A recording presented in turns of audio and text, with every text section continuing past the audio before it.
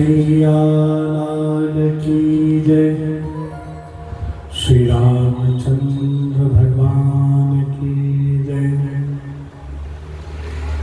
सद्गुरु नानक देव की जय। श्री गुरु ग्रंथ साहिब की जय।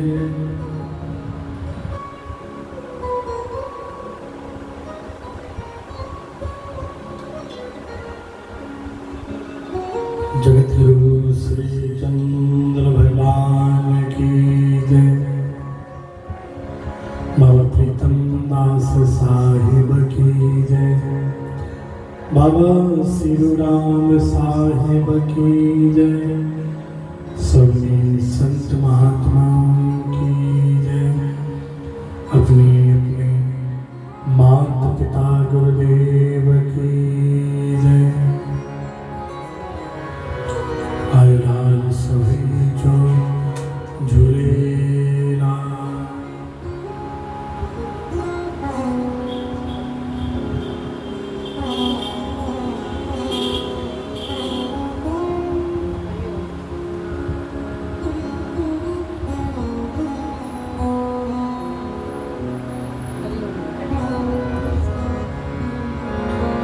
प्रथमे गुरु वंदना करा, फिर मनावा गणे। तृतीय सुमिरा शारदा। मेरे कंठ करो प्रवेश। ओम गुरुर्ब्रह्मा गुरुर्विष्णु गुरुर्देवो महेश्वरा। गुरुर् साक्षात् परः ब्रह्म तस्मै श्री गुरुवे नमः। वक्रतुंड महाकाय सूर्यकोटि समप्रभ। निर्विघ्नं कुरु मे देव। सर्वकार्येषु सर्वदा। गजाननं भूतगणादिसेवितं कपितजम्बूफलचारुभक्षणं उमासुतं शोकविनाशकारकं नमामि विघ्नेश्वरपादपङ्कजम्। अखण्डमङ्गलाकारं व्याप्तं येन चराचरं तत्पदं दर्शितं येन तस्मै श्रीगुरुवे नमः। या कुन्देन्दुतुषारहारधवला या शुभ्रवस्त्राङ्गता या वीणावर्णमण्डितकरा या श्वेतपद्मासना या ब्रह्मा श्रुतिशङ्कर प्रभृतिभे देवै सदा वन्दिता। सां पातु सरस्वती भगवती निःशेषजाड्यापहा। श्री कृष्णाय वासुदेवाय हरये परमात्मने प्रोत्क्लेशनाशाय श्री गोविंदाय नमो नमः। सच्चिदानंद रूपाय विश्वोत्पत्त्यादिहेतवे तापत्रय विनाशाय श्री कृष्णाय वयं नमः।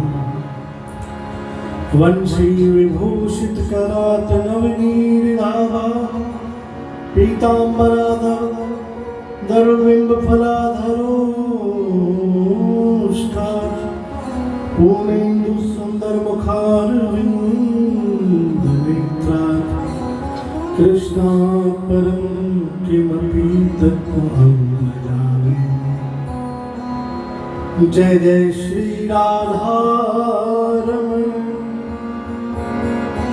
जय जय श्री राधा रमण, जय जय नवन किशोर, जय गोपी चित चोर, जय जय माखन चोर।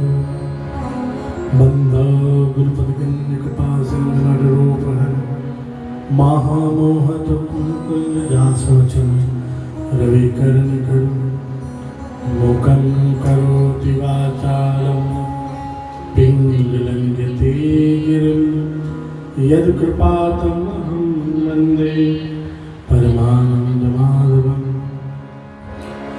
भक्त भक्ति भगवंत गुरु, चतुर्नाम बपु एक, इनके पद वंदन के, नासत विघ्न अनेक।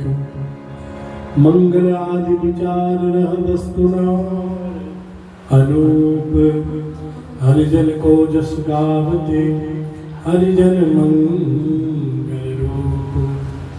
संतन निर्णय कियो, मध्य श्रुति पुराण इतिहास, भजबे को दो सुधर, के हरि के हरिदास। श्री गुरु गुरुदेव आज्ञा दई, भगतन को जस गाय, भवसागर के तरन को, नाहिन और उपाय। चार जुगन में भक्त जय, तिनकी पद की दूर, सर्वस सिरधर राखियो, मेरी जीवन डोर। सर्वस्व सिरधर राखियो, मेरी जीवन डोर। बार बार बंदन करा, श्री नाभा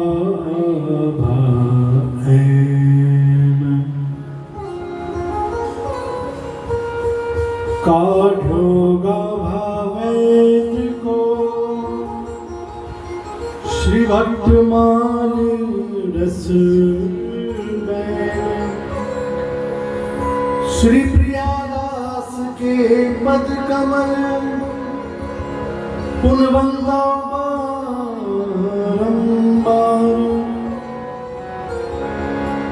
कीन भक्त रस बोधनी, टीका अति सुख सार। हरि ज्ञान विराजियो, कथा रसिक हरिदास। भजबे को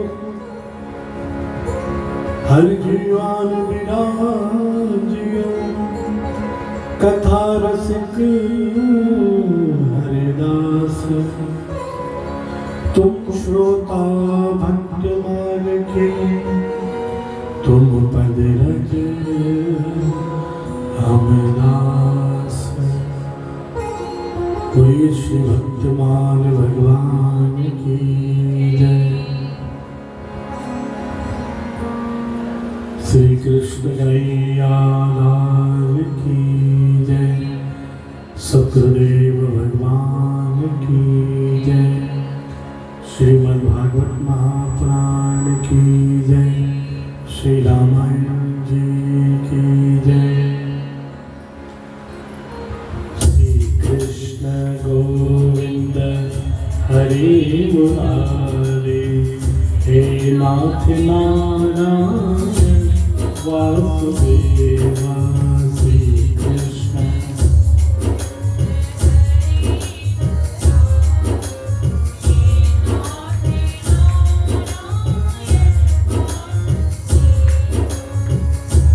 हे नाथ नारायण वासुदेवा।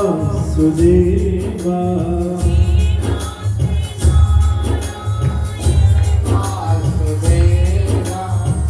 हे नाथ नारायण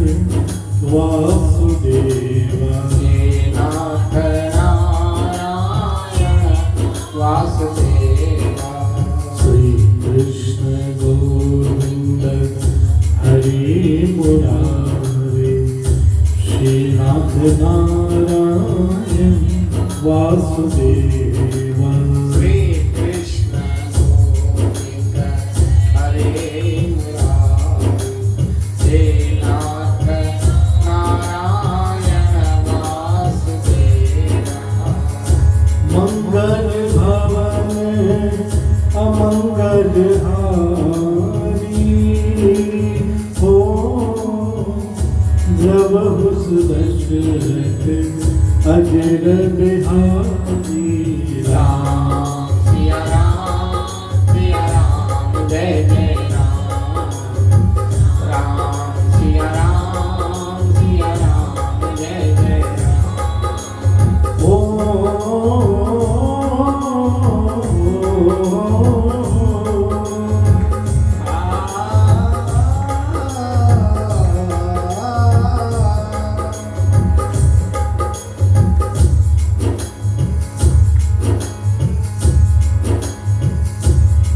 पर कृपा राम की होए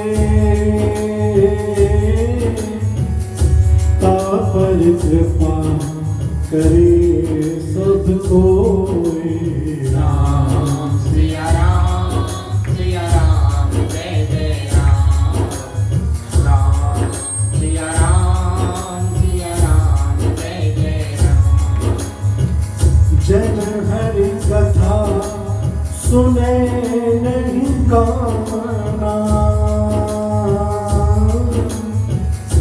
श्रवण रंग अहि भवन समाना राम सिया राम जय जय राम राम सिया राम जय जय दीन दयाल बिरज संभारी हरहु नाथ मम संकट भारी राम सिया राम जय जय राम राम सिया राम जय जय राम राम सिया राम जय जय राम राम सिया राम जय जय राम। बोले राजा रामचंद्र भगवान की जय। वर्तमान कथा में हमने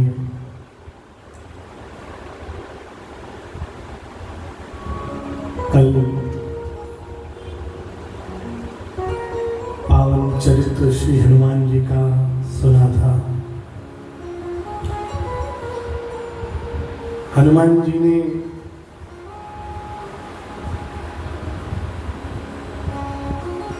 लंका कांड तक जो जो सेवा करी हमने प्रेम से श्रवण करी कि किस प्रकार से हनुमान जी ने अपने सेवा कार्य से प्रभु के सारे मनोरथ पूरे किए।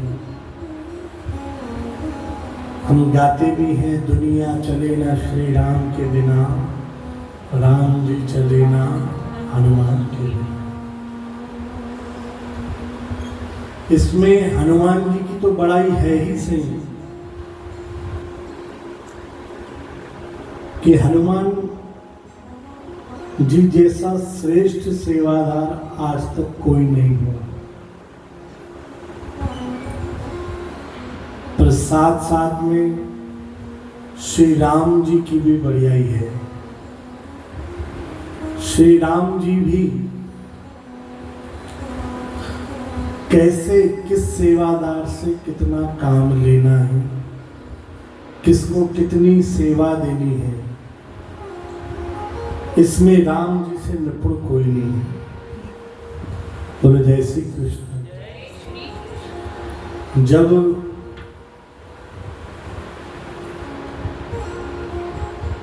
हनुमान जी पता लगाकर आए सीता मैया का,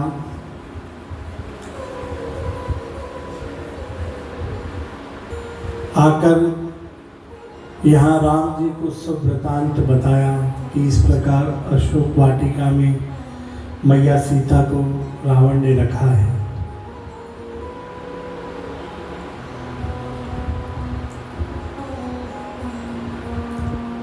तो सारी लीला बनाई गई।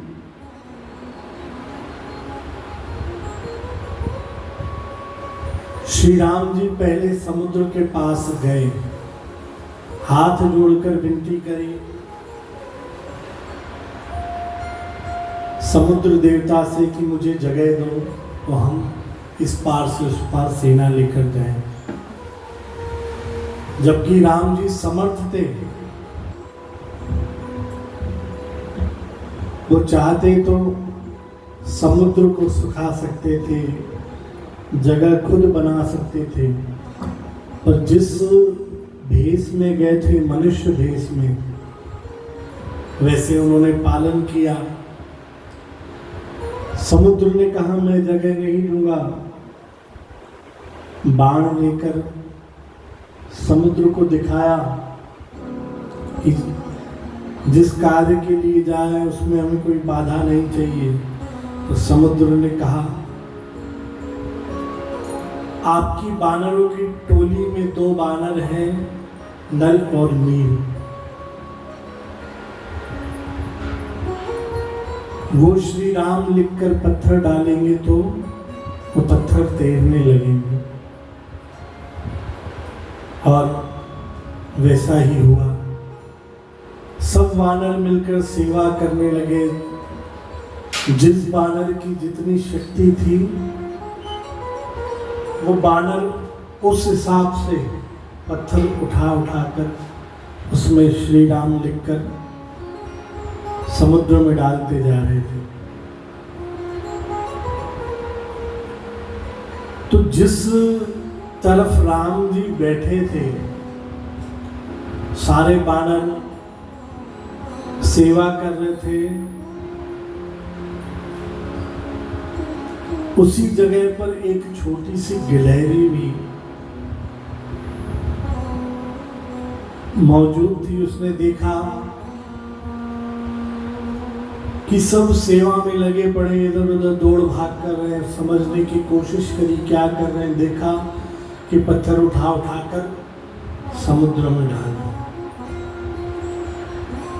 तो विचार किया कि मेरी इतनी सामर्थ्य नहीं है कि मैं ये सेवा कर पाऊं, पर ये जीवन मुझे दोबारा मिले न मिले, सेवा करने का मौका दोबारा मिले न मिले, मुझे फिर कभी ऐसा कोई देह मिले ना मिले जिसमें साक्षात राम जी खड़े हों और मैं उनके किसी काम आ सकूं, तो ये मौका मुझे गंवाना नहीं चाहिए।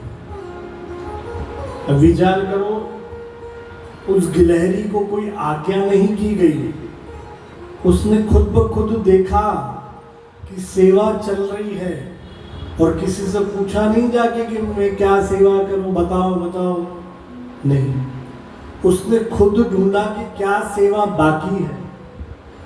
तो गौर से देखने पर उसने देखा जब बानर बड़े बड़े पत्थर डाल रहे हैं, तो किसी किसी बानर का उन पत्थरों के बीच में पांव अटक जा रहा है। देखा कि उन पत्थरों के बीच में थोड़ी थोड़ी दरारें हैं और बानर तो बड़े बड़े विशाल हैं, कूद फांद के जा रहे हैं। जब श्री राम जी जाएंगे तो उनके पांव अटकेंगे। तो गिलहरी गई, पहले तो समुद्र में छलांग लगाई, गीली हो गई, फिर आकर रेत में लोट-पोट करी, पूरी मिट्टी उसके शरीर पर लग गई।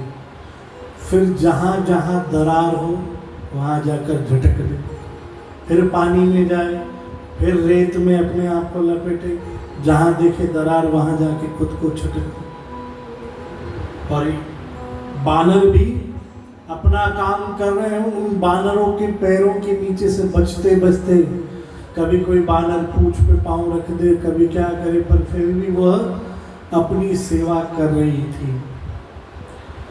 अब एक बार होता तो नजरअंदाज हो जाता, पर वो लगातार उस सेवा में लगी थी। प्रभु राम की नजर पड़ी कि कर क्या रही है, मैं देखूं। देखा कि पानी में डुबकी लगाई, रेत में जाकर लोट पोट करी, जाकर दरारों में जाकर मिट्टी भर के आए। प्रभु बहुत खुश हुए, उस गिलहरी को अपने पास बुलाया, अपने हाथ उस गिलहरी के ऊपर घुमाए और कहते हैं कि वो प्रभु के निशान कृपा के आज भी उस गिलहरी के ऊपर 3 निशान जो बने हुए हैं वो श्री राम जी की उंगलियों के ही हैं। तो ये एक निस्वार्थ सेवा का प्रसाद उस गिलहरी को मिला।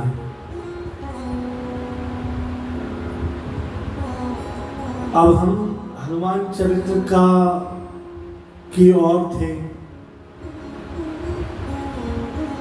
हम हनुमान जी का चरित्र सुन रहे हैं। तो जैसे लंका कांड पूरा हुआ, कल हमने कौन सी कथा सुनी थी लास्ट में हनुमान जी की? आप थे नहीं थे? नहीं थे।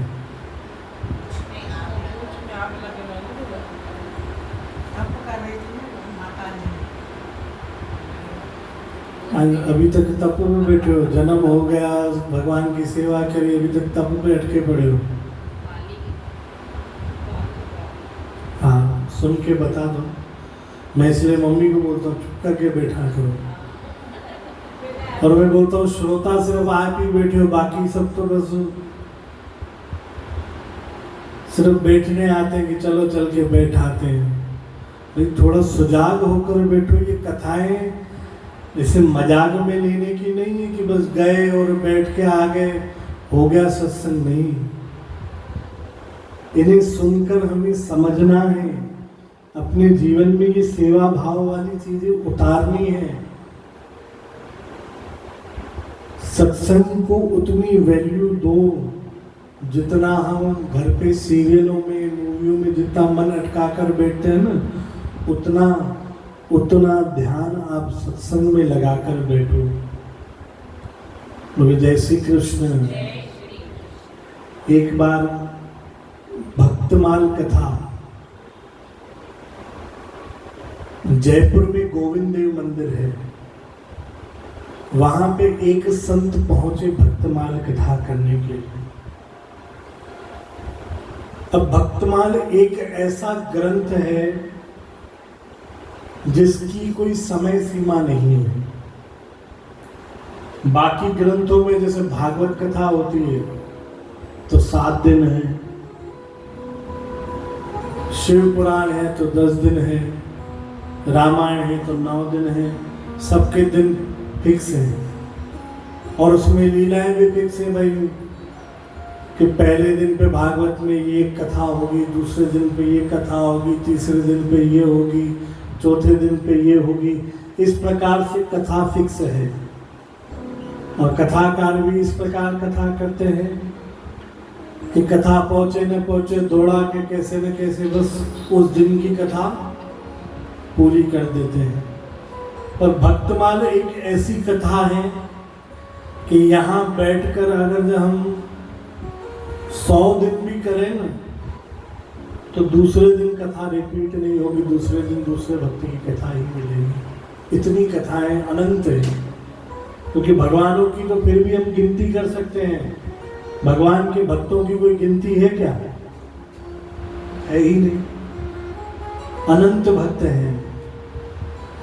तो जयपुर में गोविंद देव मंदिर है, वहां एक संत भक्तमाल की कथा करने बैठे। कथा चालू करी उन्होंने, कुछ दिन बीते, लगभग 10 से 12 दिन बाद उन्हें कुछ अपने निजी काम से वापस जाना था। तो वो कथा वहीं विश्राम कर कर चले गए। फिर वहां पर 10 दिन बाद आए और जो संगत थी उनसे कहा कि भाई हम 10 दिन पहले कथा छोड़ कर गए थे, अब वहीं से चालू करेंगे। तो भाई बताओ कहाँ पर थी कथा।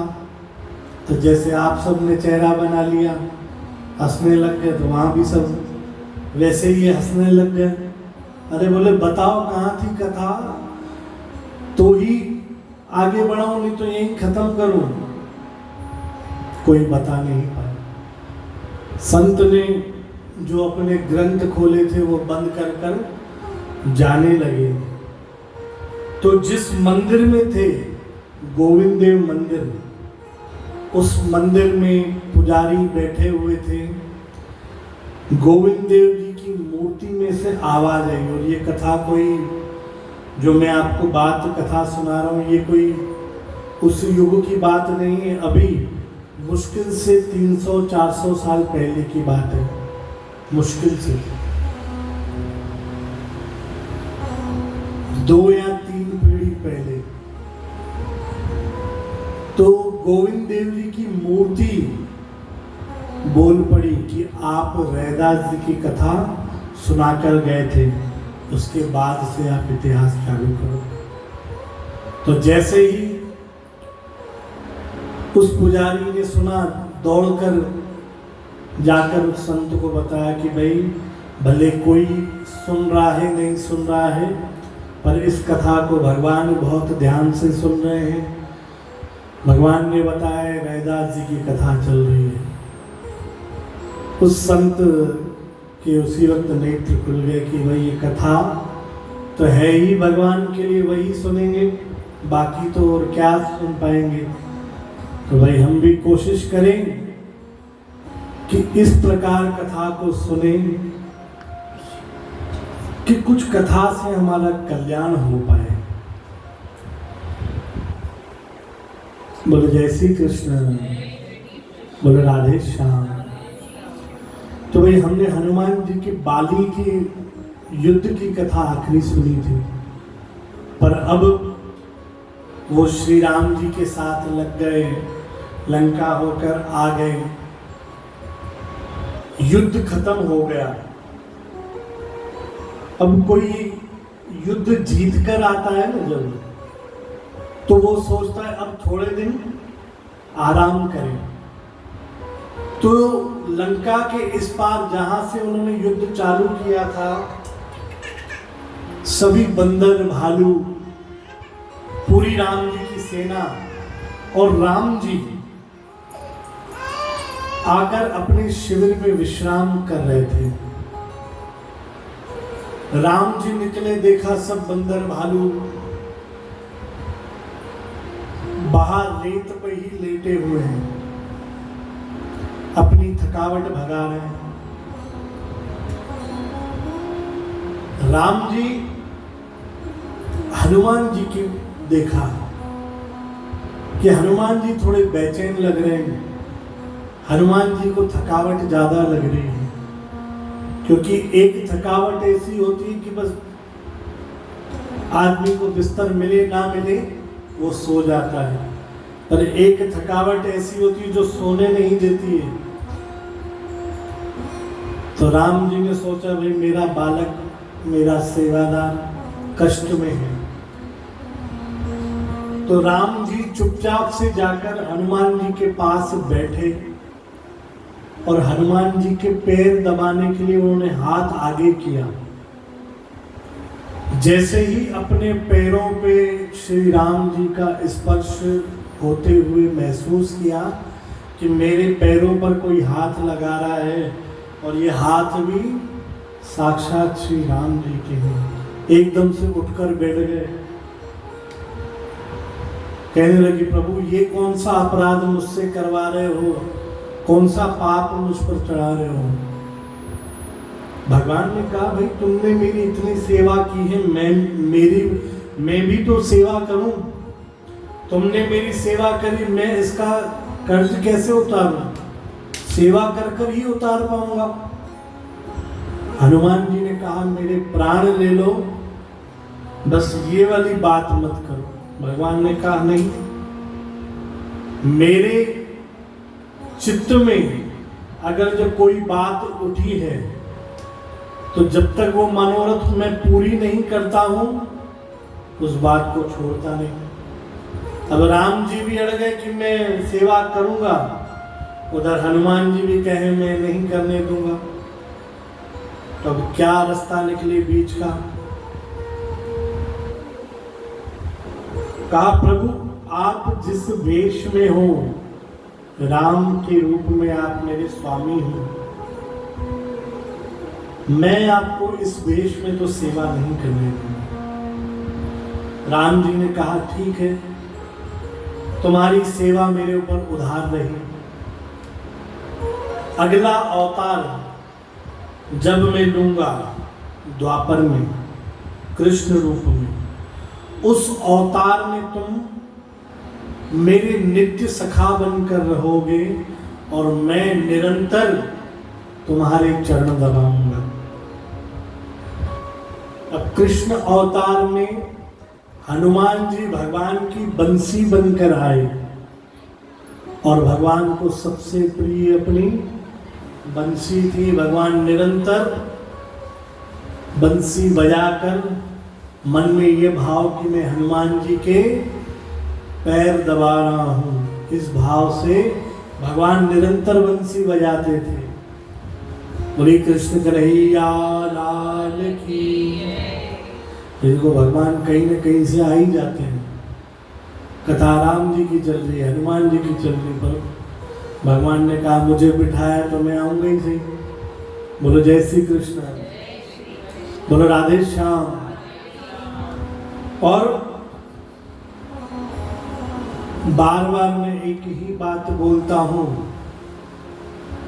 कि भगवान कोई भी लीला करते हैं ना, अधूरी नहीं करते। एक लीला के साथ बहुत सारी लीलाएं रहती हैं। तो हनुमान जी को द्वापर में बुलाने का तरीका यही था। और द्वापर में हनुमान जी से बहुत सारे कार्य सिद्ध करवाने थे, क्योंकि चारों युग प्रताप तुम्हारा।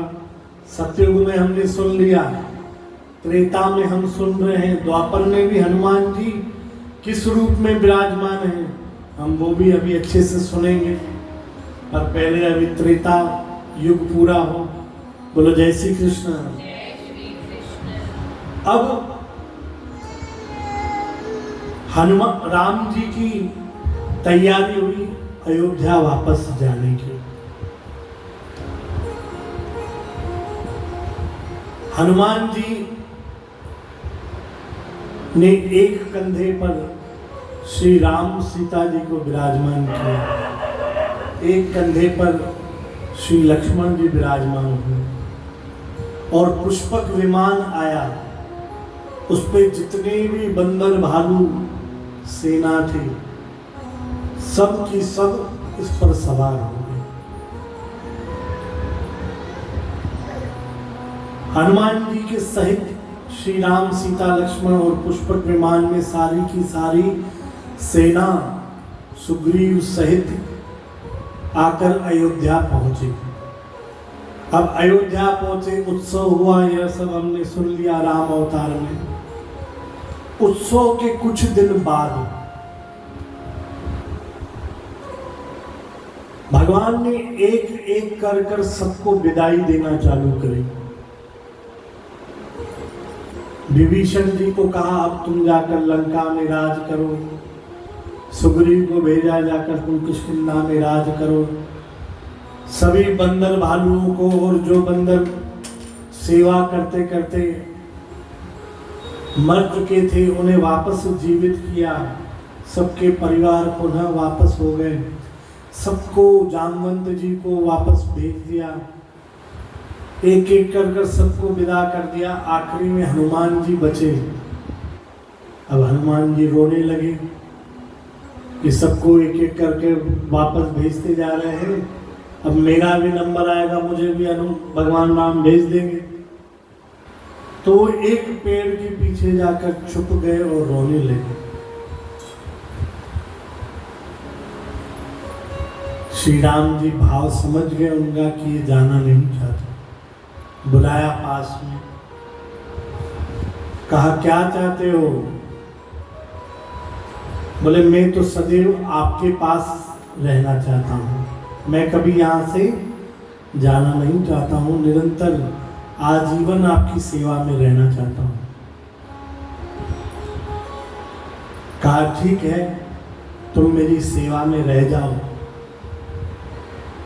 पर राज दरबार में तुम मेरी सेवा में रहोगे तो तुमने आज तक मेरे से कुछ ग्रहण नहीं किया है, पर यहाँ राज दरबार में तुम्हें सेवा में रहना है तो कोई न कोई पद लेना पड़ेगा।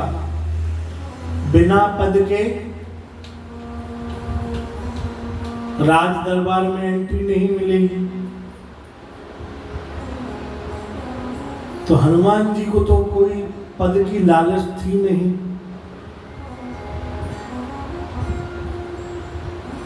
पर हनुमान जी ने अपनी बुद्धि की, उनकी बुद्धि कितनी रामचरण अनुरागी है, उन्होंने ये फिर से साबित किया। भगवान से कहा भगवान मुझे एक पद नहीं चाहिए, मुझे 2 पद चाहिए। तो जितने वहां लोग मौजूद थे वो सब विचार करने लगे, भगवान राम इतनी शाखा करते हैं हनुमान जी की सेवा की,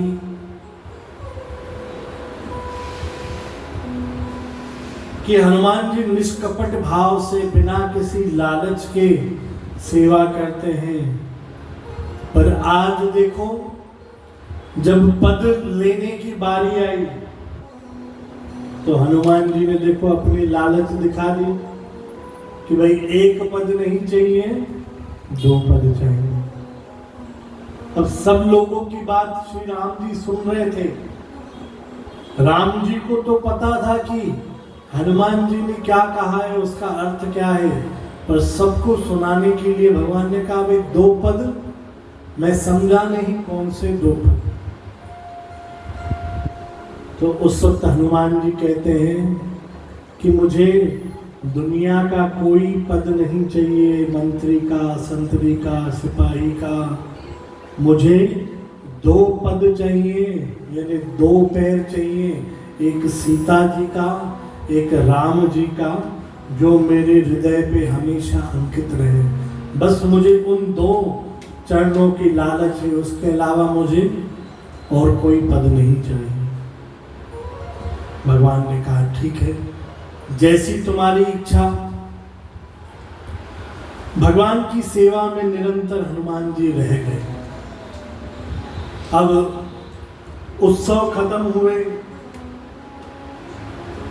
अब जो नित्य जीवन होता है राम जी का अयोध्या में वह चलने लगा।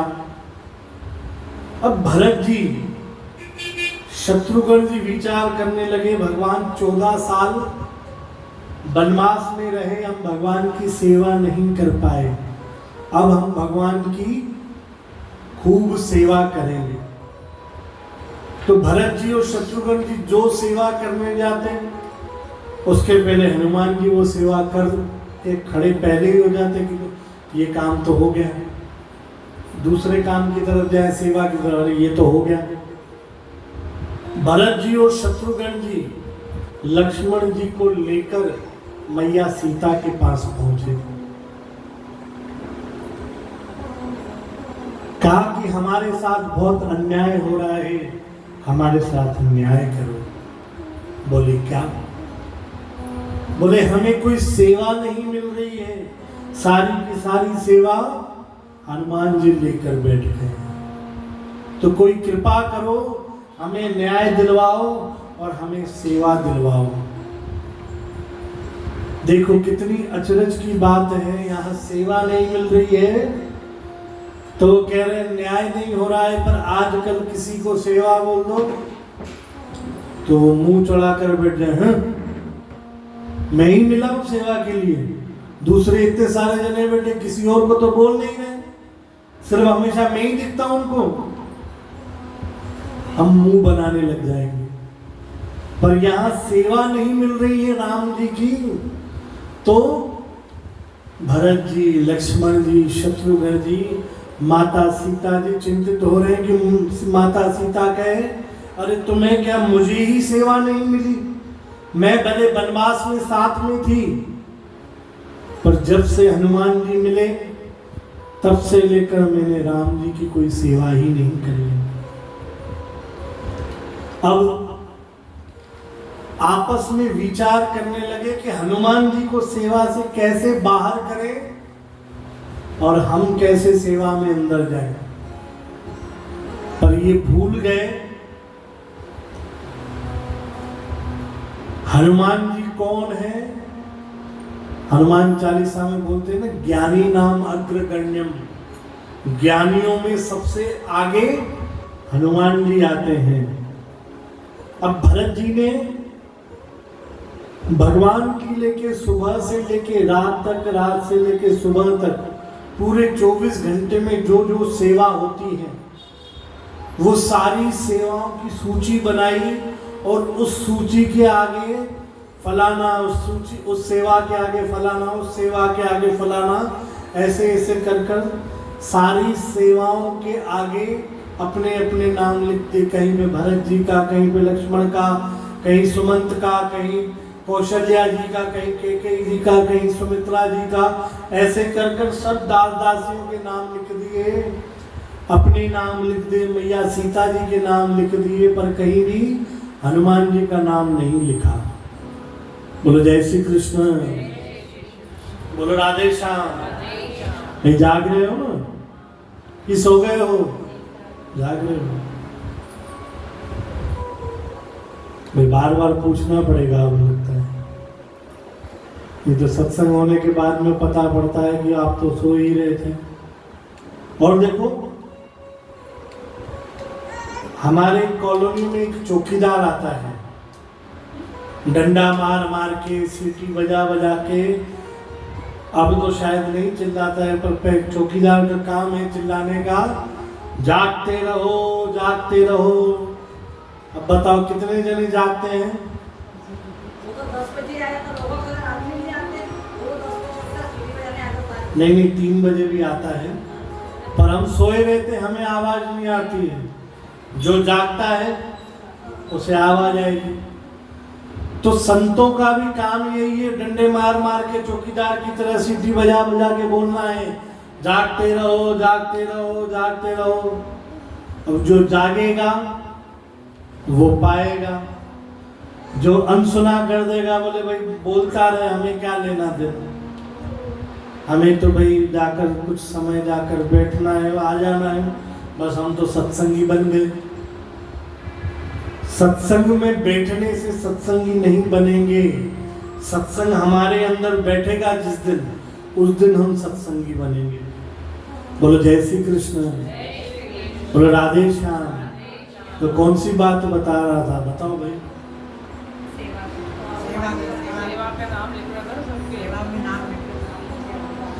ऐसे ही जागोगे तो अच्छा लगेगा, क्योंकि आज बोलते बोलते आज 21वां दिन है और बाकी 19 दिन और बीच में भी 3 दिन की छुट्टी होने वाली है। बोलो जय श्री कृष्ण, बोलो राधे श्याम। तो हनुमान जी का नाम नहीं लिखा। अब हनुमान जी अपने समय अनुसार सुबह सुबह बढ़िया नहा धोकर तैयार होकर राम राम जपते आकर दरबार में पहुंचे। अंदर जाने लगे, भरत जी ने रोका, बोले कहाँ जा रहे हैं? बोले सेवा में। लिस्ट में नाम देखो। बोले काय की लिस्ट है? बोले सेवा की। बोले सेवा तो नहीं करता हूँ। बोले यार आपने बहुत सेवा कर ली, अब सेवा की पूरी लिस्ट बनी है, यह सेवा कौन कौन करेगा, उसमें उसका नाम लिखा हुआ है। हनुमान जी ने पढ़ना चालू करी, ये सेवा वो सेवा, ये सेवा ये करेगा, वो सेवा ये करेगा, पूरी लिस्ट पर डाली। सारी सेवाएं खत्म हुई पर उनका नाम नहीं था। हनुमान जी ने कहा ऐसा कैसा अन्याय कर रहे हो, मुझे भी कुछ सेवा दो। बोले आपने तो खूब सेवा करी वनवास में, अब हमें करने दो। कहा नहीं, सेवा तो देनी पड़ेगी। कहा ठीक है सेवा कर लो, जो ये सेवा छोड़कर कोई सेवा बची हो तो वो सेवा तुम कर लो। तो हनुमान जी ने मन में विचारा, ठीक है भरत जी मुझसे बुद्धि लड़ाना चाहते हैं, ठीक है। हनुमान जी ने कहा चलो ठीक है, मैं एक सेवा करूंगा चुटकी बजाने की। बोले ये कौन सी सेवा? बोले राम जी को जब जमाई आएगी, सिंधी भाषा में बोलो बासी अचे, राम भगवान को जब जमाई आएगी तब मैं चुटकी बजाऊंगा। भरत जी मन ही मन हंसने लगे कि ये देखो, माता सीता कह रहे थे ज्ञानी नाम अग्रगण्यम, आखिर हैं तो बंदर के बंदर, अब ये कौन सी सेवा हुई? कहा ठीक है जब जमाई आई तब आपको बुलाएंगे, अभी जाओ। बोले हनुमान जी ने कहा ऐसा कैसे? जमाई तो कभी भी आ सकती है, कोई जमाई बता कर आएगी क्या मैं आ रही हूँ, हनुमान जी को बुला लो। 24 घंटे में कभी भी आ सकती है, इसलिए अब मैं श्री राम जी के पास 24 घंटे रहूंगा। भरत जी ने कहा पासा उल्टा पड़ गया, हम तो भगाना चाह रहे थे, अब वो तो और। अब हनुमान जी सुबह से जाकर श्री राम जी के, वैसे तो कहीं सेवा में कहीं लगे रहते थे, पर अब जहाँ हनुमान श्री राम जी का आसन था उसके सामने अपनी एक चौकी लगाकर यूं बैठ गए, भगवान को मुख के सामने मुख करके। और आपने ध्यान दिया हो या ना दिया हो, आज भी आप किसी भी राम मंदिर में, किसी भी हनुमान मंदिर में जाओ तो हनुमान मंदिर में राम जी की मूर्ति पास में नहीं रहती है, उनके सामने विराजमान रहती है। और ये उसी लीला के कारण है कि हनुमान जी के सामने वो मूर्ति विराजमान करते हैं। तो हनुमान जी श्री राम जी के सिंहासन के सामने चौकी लगाकर बैठ गए। अब जो भरत जी, शत्रुघ्न जी, लक्ष्मण जी, सीता जी एक एक को देखकर कुड़के कि ये क्या बात हो गई, अब तो ये, और अब तो हम भगवान का दर्शन भी ठीक से नहीं कर पा रहे। हनुमान जी ऐसे भगवान का मुख देखने बैठ गए हैं, कैसे करें? हटाने की करें? बोले नहीं, कभी भी आ सकते हो वहां से। और श्री राम जी भी लीला करें, वैसे तो जमाई उनको आए चाहे ना आए, पर अब हनुमान जी के कारण वो बार बार। और हनुमान देखो मेरी सेवा मिल गई मेरे को, ठीक है। अब जैसे जैसे दिन हुआ पूरा, रात हुई, राम जी मैया सीता के साथ अपने कक्ष में जाने लगे, हनुमान जी भी पीछे पीछे चल दिए। कक्ष के भीतर तक पहुंच गए, मैया ने रोका, भाई ये क्या कर रहे हो, जाओ अभी कल आना। बोले नहीं, नींद में तो और ज्यादा जमाई आती है, यहाँ भी आ रही है, भगवान आ जाएंगे चुटकी बजाने। बोले जय श्री कृष्ण, बोले राधे श्याम।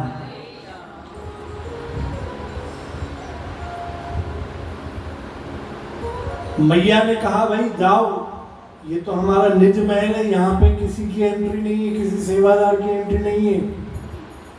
कहा नहीं, मुझे जो सेवा मिली है मुझे तो आना पड़ेगा। अब सीता जी ने बुलाया लक्ष्मण जी को, भरत जी को, कहा भाई हनुमान जी को ले जाओ। अब वो हनुमान जी को बाहर ले गए। हनुमान जी ने कहा पहली बार ऐसा हो रहा है कि मुझे सेवा मिली है, मैं वो सेवा से दूर हूँ। कहा ठीक है, हनुमान जी उस कक्ष के ऊपर छत पे जाकर बैठ गए। अब कहा मैं बैठा छत पे हूं, भगवान अपने अंदर महल में है। अब भगवान को तो कभी भी जम्हाई आ सकती है, मेरी सेवा अधूरी रह जाएगी, क्या करूं? विचार किया। अब हनुमान जी चुटकी बजा बजा कर कीर्तन करने लगे। वैसे ताली बजाकर, करताल बजाकर या मंजीरी लेकर कीर्तन करते थे। अब हनुमान जी ने दोनों हाथों से चुटकी बजाना शुरू करी। राम राम राम राम राम राम जपना शुरू किया कि भाई भगवान कभी भी जम्हाई ले लेंगे, मेरी सेवा यहीं से पूरी हो जाएगी, सामने जाने की जरूरत ही नहीं। अब जैसे हनुमान जी ने कीर्तन करना चालू किया, चुटकी बजाना चालू करी, अब सेवक की सेवा ग्रहण करने के लिए अब हम श्री राम जी तो विश्राम में चले गए थे, पर सेवक सेवा कर रहा है। विचार करो, किसी सेवक को ड्यूटी मिली हो भोजन खिलाने की और कोई भोजन खाने वाला हो ही नहीं, तो वो कहे मुझे तो मेरी सेवा करने को मिली ही नहीं। तो उसकी हनुमान जी की सेवा पूरी हो, इसीलिए भगवान अपना मुंह खोलकर बैठ गए। मैया सीता ने देखा कि श्री राम जी का मुंह खुला हुआ है। बहुत देर पूछा, क्या हुआ राम जी, आप मुंह क्यों खोलकर बैठे हैं? राम जी कोई जवाब ही ना दे। बहुत देर मुंह खुला रहा। मैया सीता जी घबरा गई। अपनी मैयाओं को बुलाया, मैया कौशल्या आई, मैया कैकेयी आई। किसी ने कहा कि भाई लगता है नजर लग गई है। तरह तरह के टोटके करे, नमक वारा, किसी ने कुछ वारा, कुछ नहीं हुआ। वैद्यों को बुलाया गया, आकर देखो। सबने चेक किया कि अरे कुछ हो, बोले कुछ है ही नहीं, पर ये न जाने क्यों बंद नहीं हो रहा है। बंद करने की कोशिश करें तब भी बंद ना हो।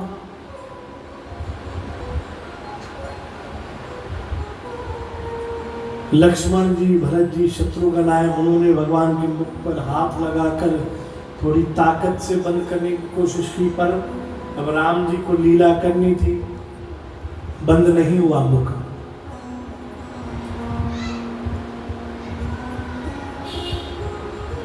वशिष्ठ जी को बुलाया गया, कहा देखो हमारे श्री राम जी को कुछ हो गया है। बहुत देर देखने पर उन्हें भी कुछ समझ में नहीं आया। उन्होंने कहा कि भगवान के ऊपर जब भी संकट आया है तो संकट मोचन श्री हनुमान जी ने किसी न किसी युक्ति से भगवान को बचाया है। तो हनुमान जी कहा है आज भगवान के ऊपर संकट आया, हनुमान जी नहीं है, नहीं हनुमान जी को बुलाओ, किसी न किसी युक्ति से भगवान का ये संकट दूर करेंगे। अरे बोले हनुमान जी को तो हमने भगा दिया, बोले जाके लेकर आओ। तो लक्ष्मण जी, भरत जी, शत्रुघ्न जी तीनों हनुमान जी को देखने गए। तो जैसे कक्ष के बाहर निकले, उन्हें राम कीर्तन की आवाज आने लगी चुटकी बजा बजा कर। वो दौड़ते हुए छत पे गए, देखा हनुमान जी तो बहुत आनंद में चुटकी बजा बजा कर राम कीर्तन कर रहे हैं। उन्हें लेकर नीचे आए, कहा चलो श्री राम जी तकलीफ में हैं, उन्हें कोई दिक्कत हो गई है। इतना सुनते ही दौड़ते दौड़ते आए, देखा कि श्री राम जी का मुख खुला हुआ है। जाकर चुटकी बजाई, राम जी ने वो मुख बंद कर ली। अब जितने जने, पूरा दरबार वहां मौजूदा हो चुका था, लगभग पूरा अयोध्या आ चुका था कि श्री राम जी का मुख खुला है। इतने समय से, इतने घंटे हो गए, सब चौकन्ने हो गए कि ये क्या लीला है कि इतनी देर से हम देख रहे हैं, बस एक चुटकी से मुख बंद हो गया। पूछा ये क्या बात है? बोले मेरा भक्त मेरी सेवा मेरे सामने बैठकर नहीं कहीं और कर रहा था, और उसकी सेवा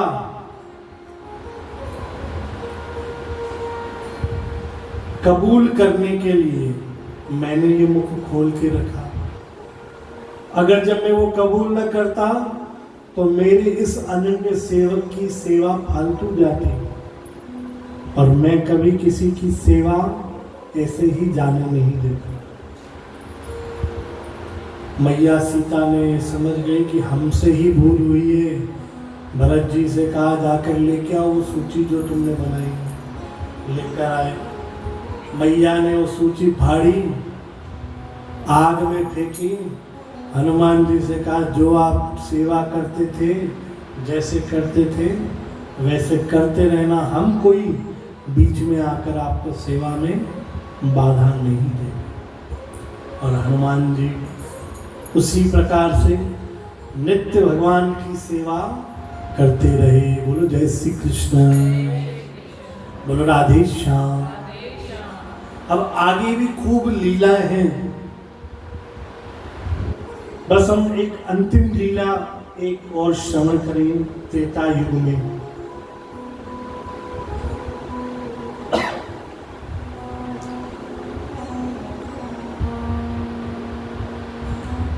बोलो जय श्री कृष्ण। श्री राम जी ने सारी लीलाएं पूरी कर ली। अब श्री राम जी के लीला संवरण करने का समय आया। अपने नित्य धाम जाने का समय आया।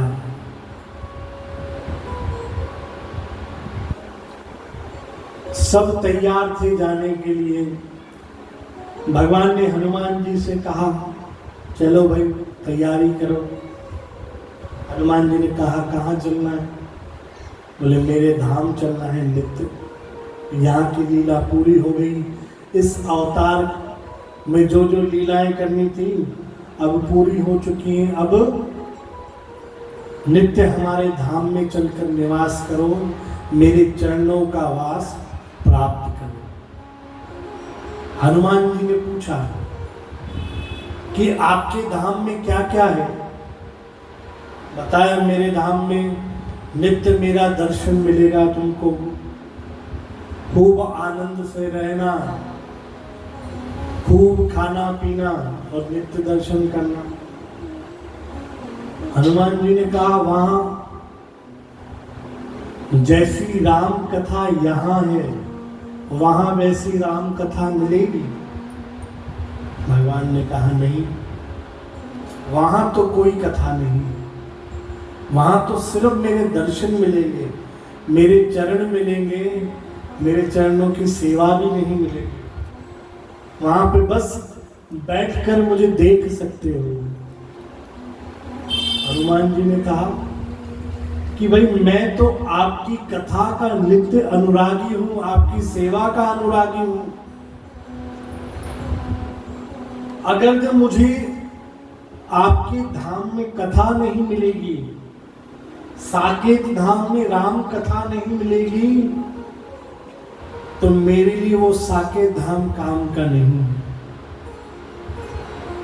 मेरे लिए राम से बढ़कर राम कथा है। भगवान से आज्ञा ली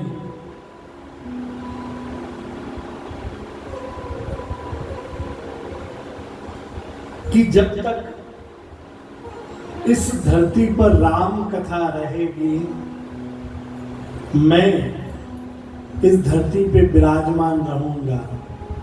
जिस दिन राम कथा खत्म हो जाएगी उस दिन मैं आपके साकेत धाम में आपके चरणों में आकर वास करूंगा। पर जब तक राम कथा रहेगी मैं यहीं विराजूंगा। भगवान ने कहा ठीक है। अब भगवान के जाने का समय आया तो भगवान ने कहा भाई अब हनुमान जी चल नहीं रहे साथ में, पर अगर हनुमान जी के सामने जाऊंगा तो वो जाने भी नहीं देंगे, सहन नहीं कर पाएंगे। जैसे होता है ना, घर में कोई बाहर जाने वाला होता है तो किसी बच्चों को या किसी को नहीं ले जाना होता है तो उसको किसी काम में व्यस्त कर कर दूसरी तरफ से निकल जाते हैं।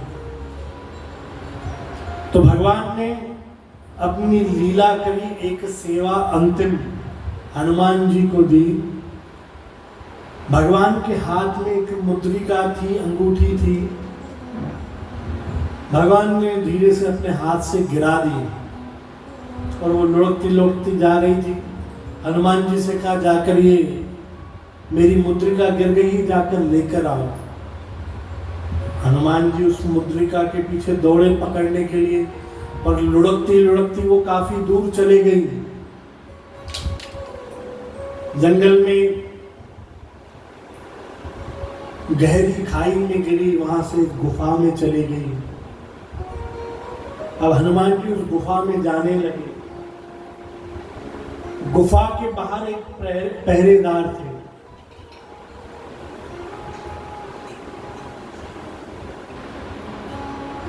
हनुमान जी पहुंचे,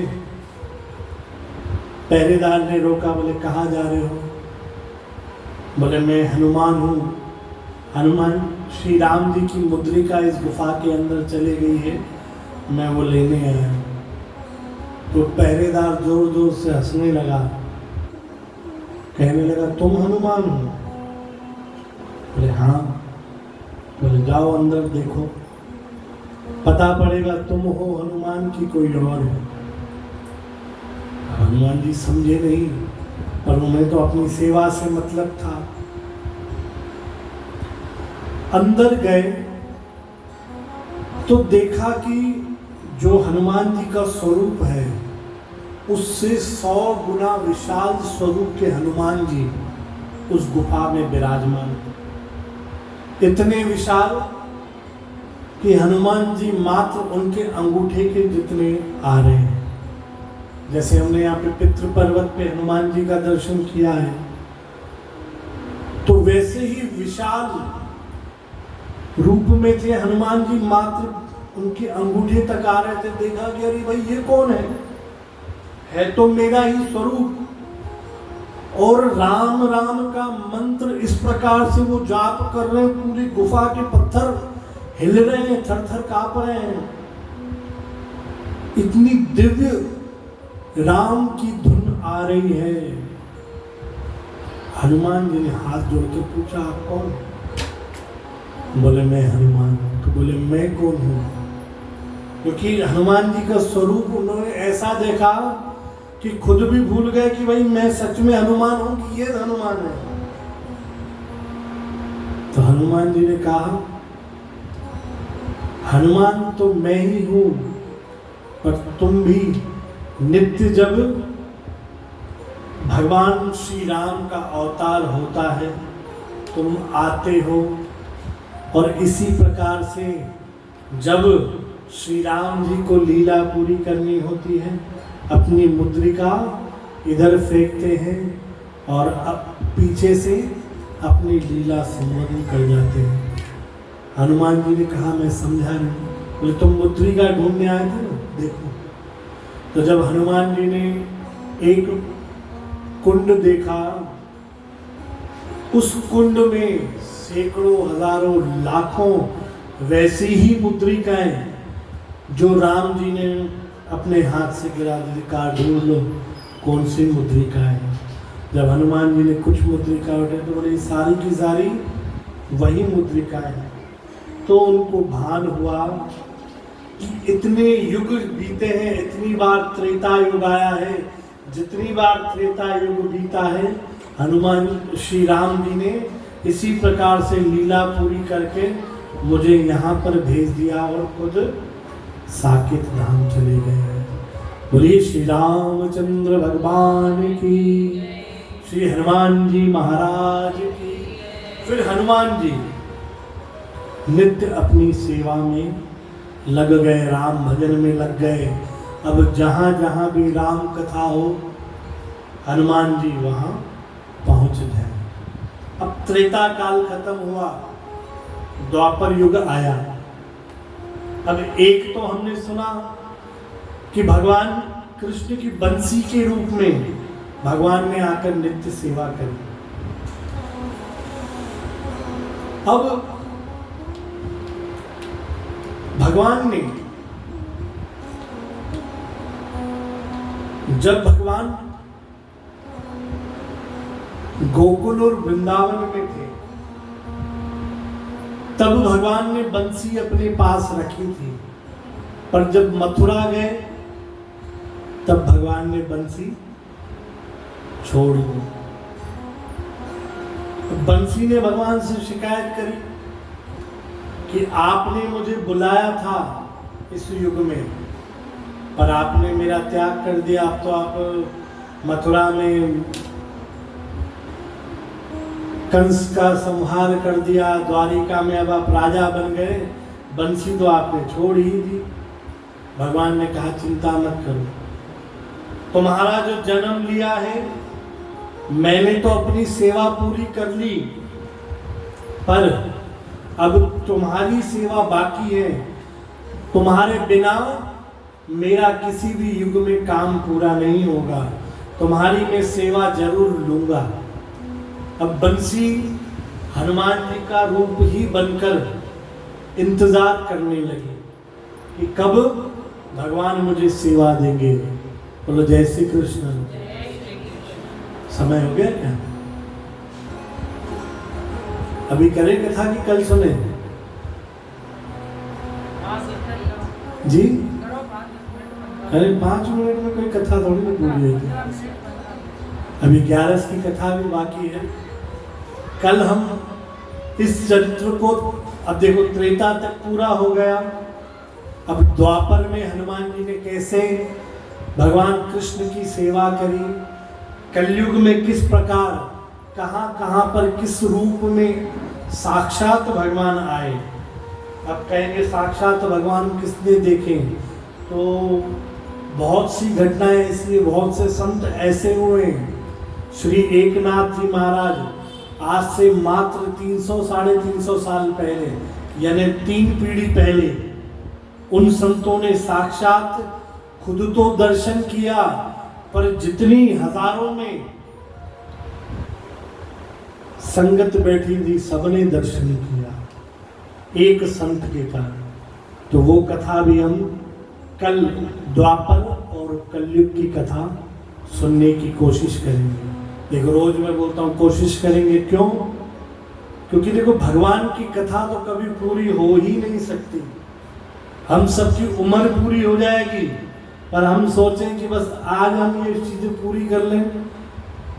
एक युग की बात ही नहीं है, चारों जिनका प्रताप 4 युग में है, हम सोचें कि 1 घंटे में हम उनका इतिहास पूरा कर दें, तो 4 युग की कथा सुनने में कम से कम 4 दिन तो लगने चाहिए। बोलो जय श्री कृष्ण, बोलो राधे श्याम। अब कल कथा हम आगे कंटिन्यू करेंगे। अभी 11 की कथा सुने।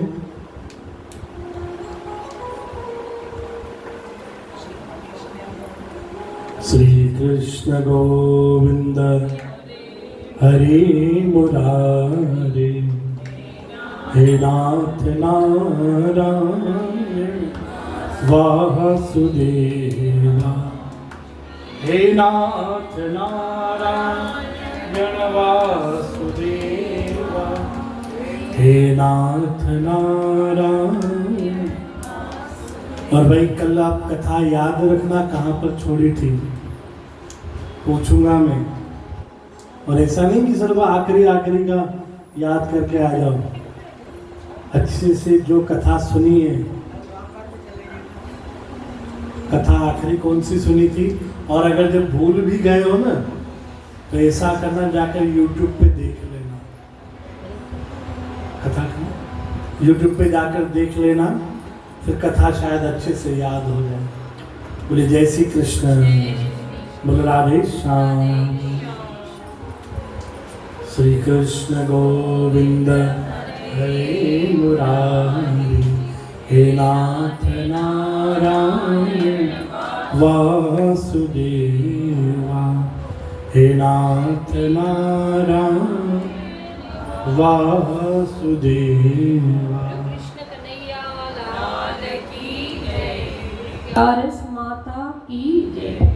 पुत्र रा ग्यारस ही ग्यारस पुत्र संतान ॾियण वारी सावण जे शुक्ल पक्ष जे 9-10 तारीख़ थींदी आहे, जेको फल गंगा काशी नेम शाणिक पुष्कर जी तीर्थ यात्रा करण सां नथो मिले, वो फल हिन पुत्र दा ग्यारस जे रखण सां हिकदम प्राप्त थिए थो, जेको मनुष्य पाप रूपी गप में गपी संसार रूपी समुद्र में हमेशा गोता खाईंदा रहन था। उन्हनि जे उद्धार लाइ पुत्र दा ग्यारस जो व्रत सभिनीनि साधननि में उत्तम साधन आहे, जंहिंजी कथा हिन रीत आहे। द्वापर युग में महीजीत नाले राजा महाशक्ति प्रिय में वॾो धर्मात्मा राजा थी गुज़रियो आहे।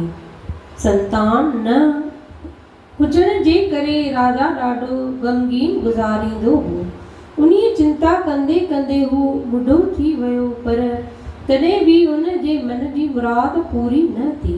हिन घणेई उपाउ कया, घणेई पंडित पुछाया, पर किथां बि उनजो दुख दूर न थियो। हिकिड़े ॾींहुं शहर जे पंडितनि ऐं ब्राह्मणनि खे घुराए उन्हनि खां पुछण लॻो त हे ब्राह्मणो, मां अहिड़ो कहिड़ो अघोर पाप कयो आहे जंहिं करे हिन ॿुढापणे जे अवस्था में बि औलाद जो मुर कंदड़ मुहांडो नथो ॾिसां। शायदि मां पुरबले जनम में को अहिड़ो खोटा कर्म कया आहिनि जंहिंजो ही बदिलो मिले थो।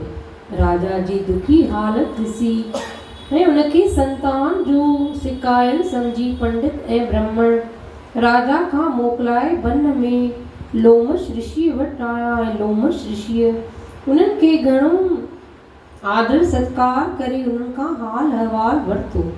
ब्राह्मण निम्रता सां ॿई हथ ॿधी वेनती करण लॻा त हे महाराज, धर्मात्माऊं हमेशा परोपकारी थींदा आहिनि।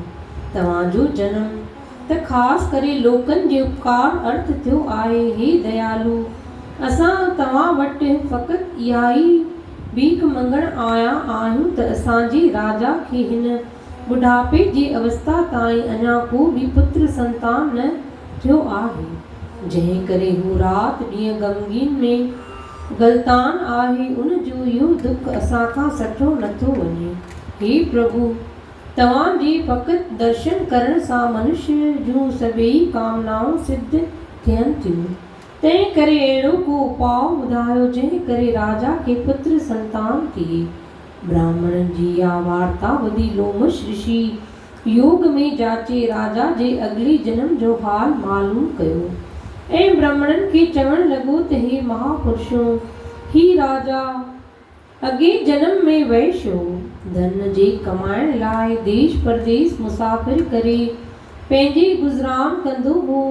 हिकु दफ़े ॼेठ महीने जे शुक्ल पख जे 12 ॾींहुं मंझंदि जे वक़्तु उन खां तमामु घणो व्याकुल थी हिकिड़े सुंदर तलाउ जे कंधीअ ते पहुतो। उन वक़्तु हिकिड़ी उञायल गऊ जंहिं ताजो व्यम कयो हो जा पंहिंजे विछड़े सां पाण सां वठी उन खां व्याकुल थी उन तलाउ में मुंहुं विझी पाणी पीअण लॻी। ही राजा जो उन वक़्तु वैश हो, सो उन गऊअ खे पाणी पीअण खां रोके पहिरियां ई पाण पाणी पीअण लॻो। उन पाप कर्म जे करे राजा खे पुत्र संतान न थियो आहे। ऋषिअ जे वाता राजा जे पूर्व जनम जी कथा ॿुधी ब्राह्मण ॿई हथ ॿधी लोमश ऋषिअ खे वेनती करण लॻा त हे मुनि राज, पुण्यनि जे प्रताप करे पाप जली भस्म थी वेंदा आहिनि। तंहिं करे अहिड़ो को उपाउ ॿुधायो जंहिं करे पाप सड़ी वञनि ऐं तव्हांजी कृपा सां राजा खे पुत्र संतान थिए। लोमश ऋषि ब्राह्मण जी वेनती ॿुधी चवण लॻा त हे पांडवो, श्रावण शुक्ल पख जी 11 पुत्रदा नाले सां मशहूरु आहे। युद्ध बुट ॾियण वारी, सभिनीनि कामनाउनि जे सिद्ध करण वारी, फलदायक आहे। तव्हां सॼे शहर जा विद्वान पंडित ब्राह्मण देवता मिली उन्हीं पुत्र दा 11 जो व्रत रखो ऐं राजा भी राणियुनि समेत व्रत रखे। तव्हां सभई इन 11 जो पुण्य जो फल राजा खे निमित अर्पण करियो।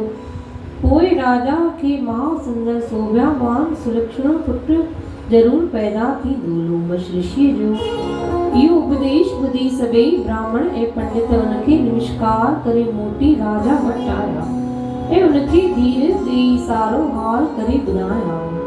जॾहिं सावण जी शुक्ल पक्ष में पुत्र दा 11 आहे तॾहिं राजा समेत सभई शहर जे ब्राह्मणनि ऐं पंडितनि गॾिजी करे विर्त रखियो। राणियुनि भी उपवास रखियो। बारस ॾींहुं सभई विर्त छोड़े उन उपवास जो फल राजा खे संकल्प करे ॾिनो। जंहिं करे थोरनि ॾींहंनि खां पोइ राणी गर्भवती थी ऐं उनखे हिकिड़ो अहिड़ो महासुंदर पुटु पैदा थियो जंहिं करे सभु हंधि वाधायूं वरियूं वयूं ऐं ख़ुशीअ जा बिगल बाजा वधण लॻा। हिन लोक ऐं परलोक में सुखनि जी इच्छा करण वारनि खे ही फलदायक विर्त ज़रूर रखणु घुरिजे। हिन जे महात्म ॿुधण सां केतिरा ई महापापी संसार सागर मां तरी पार पवनि था।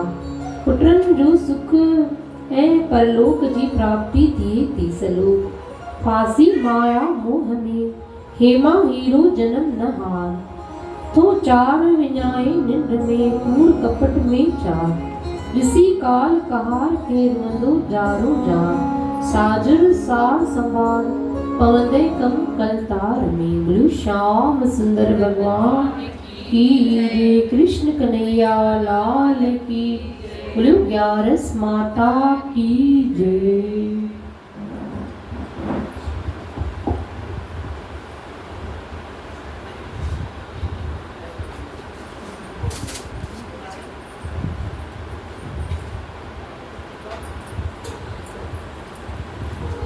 श्री नारायण।